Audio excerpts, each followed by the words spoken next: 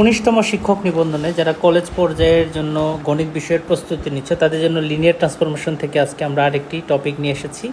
আজকের টপিকটি হচ্ছে linear ট্রান্সফরমেশনের rank বের করা, অর্থাৎ টি R2 স্পেস থেকে R3 স্পেসের একটি রৈখিক রূপান্তর, যেখানে টি অফ এক্স ওয়াই সমান x plus y, x minus y এবং ওয়াই যদি হয় তাহলে ট্রান্সফরমেশনটির র্যাঙ্ক নির্ণয় করুন। তাহলে আমাকে বের করতে বলছে র্যাঙ্ক কার, টি এর র্যাঙ্ক বের করতে বলছে।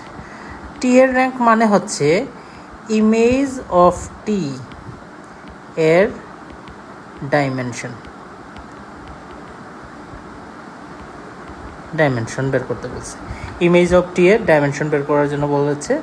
তো আমরা ইমেজ অফ টি এর ডাইমেনশন বের করার জন্য আমাদের যেহেতু ট্রান্সফরমেশনটা আমাদের R2 স্পেস থেকে R3 স্পেসের জন্য, এবং সেটিকে ডিফাইন করা হয়েছে টি অফ এক্স ওয়াই সমান x plus y, x minus y, আর একটা হচ্ছে ওয়াই।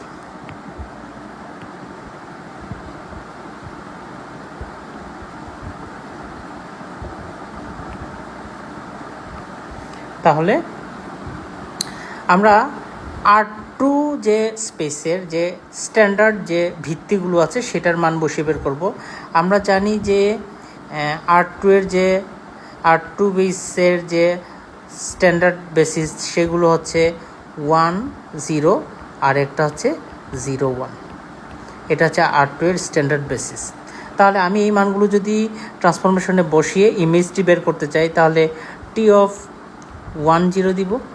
1 0 দিলে এক্সের মান 1, ওয়াইয়ের মান 0। তাহলে এই ট্রান্সফরমেশনে যদি মানটা বসাই তাহলে 0, তাহলে 1 প্লাস 0, 1 মাইনাস 0, তারপরে 0 এরকম আসবে। তার মানে 1, 1, 0 আসবে।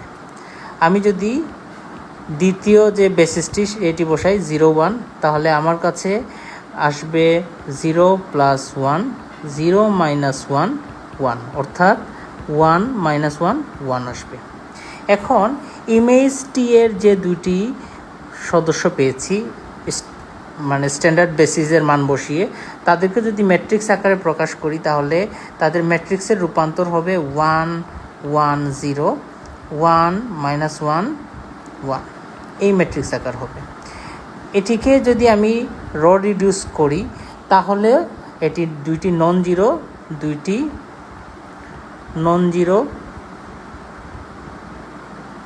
সারি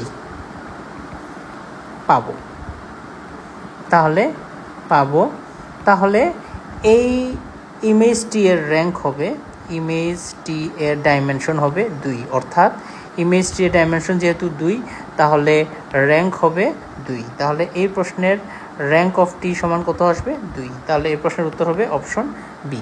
ধন্যবাদ আপনাদের সবাইকে।